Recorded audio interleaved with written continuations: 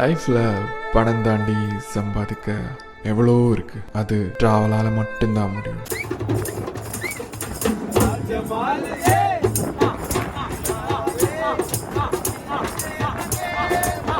புது புது பிளேஸுக்கு போவோம், புது புது அறிமுகங்களை சம்பாதிக்கும், ரொம்ப வரை மீட் பண்ணுவோம், ரொம்ப வரை பேசுவோம். இதெல்லாம் தாண்டி கிடக்கிற ஒரு ஃபீல் இருக்க பாரு, அதுதான் உண்மையில நீ சம்பாதிச்ச பெரிய சொத்து. அது டிராவலால மட்டும்தான் முடியும்.